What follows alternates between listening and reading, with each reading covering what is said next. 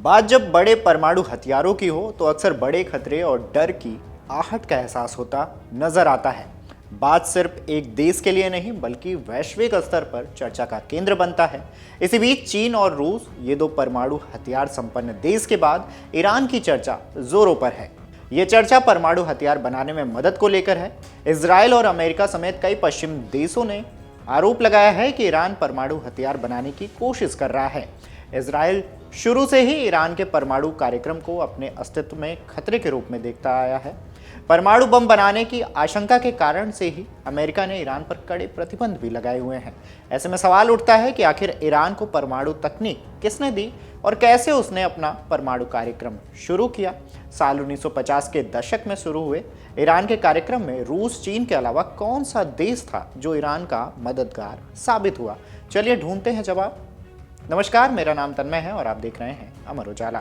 साल 1950 के दशक में शुरू हुआ ईरान का परमाणु कार्यक्रम अमेरिका और ईरान के शाह के बीच शीत युद्ध गठबंधन का एक नतीजा था।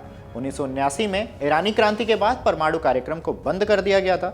वहीं अमेरिका ने तब अपने एटम फॉर पीस कार्यक्रम के तहत ईरान को परमाणु तकनीक, ईंधन, उपकरण और प्रशिक्षण देने में सहायता की थी। बता दें कि अमेरिका का एटमस फॉर पीस कार्यक्रम शांति के लिए एक परमाणु कार्यक्रम था। इस कार्यक्रम के तहत अमेरिका ने 30 देशों को 25 टन से ज़्यादा अत्यधिक समृद्ध यूरेनियम दिया था। इसका ज़्यादातर हिस्सा अनुसंधान रिएक्टरों को ईंधन देने के लिए इस्तेमाल किया गया है। खबरों की माने तो इसके तहत अमेरिका ने ईरान को साल 1967 में 5 मेगावाट का अनुसंधान रिएक्टर भी प्रदान किया, जिससे अत्यधिक समृद्ध यूरेनियम से ईंधन दिया गया था। ईरान ने 1974 में एक फ्रांसीसी यूरेनियम संवर्धन संयंत्र में $1 बिलियन का भी निवेश किया था। बदले में ईरान को समृद्ध यूरेनियम उत्पाद के 10% का अधिकार प्राप्त हुआ, लेकिन उसने कभी भी अधिकार का प्रयोग नहीं किया। जर्मन कंपनी क्राफ्टवर्क ने फारस की खाड़ी के तट पर बुशहर परमाणु ऊर्जा संयंत्र के निर्माण में भी मदद की थी। बता दें कि ईरान के पास कई न्यूक्लियर रिसर्च साइट्स हैं।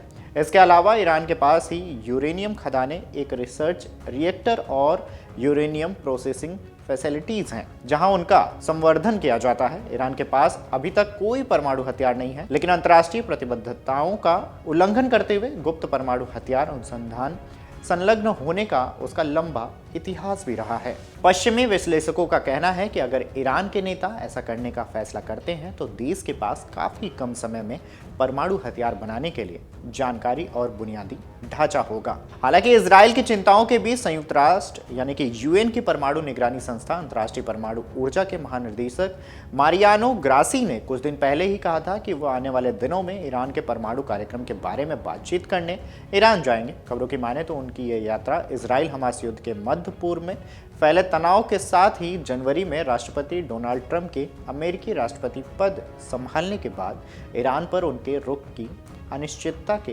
बीच हो रही है। खैर, मीडिया रिपोर्ट्स की माने तो ईरान के पास 50 वर्ष से अधिक पुराना असैन्य परमाणु ऊर्जा कार्यक्रम है जो लंबे समय से अपने गैर सैन्य उद्देश्यों को बनाए रखे हुए है। मीडिया रिपोर्ट्स की माने तो अप्रैल 2024 में एक सरकारी प्रवक्ता ने कहा, ईरान ने बार बार कहा है कि उसका परमाणु कार्यक्रम केवल शांतिपूर्ण उद्देश्यों के लिए है। परमाणु हथियार का हमारे परमाणु सिद्धांतों में कोई स्थान नहीं है। लेकिन 2000 के दशक की शुरुआत में देश के गुप्त परमाणु स्थलों और अनुसंधानों के बारे में खुलासे ने दुनिया भर की राजधानियों में परमाणु हथियार बनाने की उसकी गुप्त कोशिशों के बारे में चिंता बढ़ा दी थी। पहली चिंता यह है कि ईरान के पास परमाणु हथियार होने से उसके पुराने दुश्मन इजराइल के लिए एक बड़ा, शायद अस्तित्वगत खतरा पैदा हो जाएगा। अन्य विदेश नीति विशेषज्ञों का कहना है, अगर ईरान इजराइल पर परमाणु हमला करता है तो अमेरिका का करीबी रक्षा साझेदार है और उसके पास खुद के परमाणु हथियार है तो वह खुद अपनी मौतों को सुनिश्चित कर लेगा। इन सब चिंताओं के बीच अक्टूबर 2024 में इजराइल ने ईरान पर अपना अब तक का सबसे बड़ा सीधा हमला किया। खबरों की माने तो इसमें दावा किया गया था कि इजराइल ने ईरान के एयर डिफेंस और मिसाइल उत्पादन सुविधाओं को निशाना बनाया, जिसमें 100 से ज़्यादा लड़ाकू विमानों का इस्तेमाल किया गया था। हालांकि ईरान ने किसी भी बड़े नुकसान से इनकार किया था, लेकिन अब इजरायली अधिकारियों ने दावा किया है कि हमले में ईरान की सीक्रेट न्यूक्लियर रिसर्च सुविधा को निशाना बनाया गया था, जिसने शिया देश की परमाणु बम बनाने की क्षमता को काफ़ी हद तक रोक दिया। मीडिया रिपोर्ट्स की माने तो इजराइल ने ईरान के जिस प्राचीन सैन्य परिसर को निशाना बनाया था उसके अंदर ही तालेगन 2 न्यूक्लियर फैसिलिटीज है, जिसका उपयोग साल 2003 के पहले परमाणु उपकरणों के लिए विस्फोटकों के परीक्षण के लिए किया जाता रहा है। ईरान ने 2003 में सैन्य परमाणु कार्यक्रम को रोक दिया था। इसके बाद से ही उपकरण साइट पर वहीं रखे गए थे। अगर आप ये वीडियो YouTube पर देख रहे हैं तो हमारे चैनल को सब्सक्राइब कर बेल आइकन दबाएं और Facebook पर देख रहे हैं तो हमारे पेज को लाइक करें। 8 मिलियन प्लस सब्सक्राइबर, आपके इस भरोसे के लिए बहुत धन्यवाद।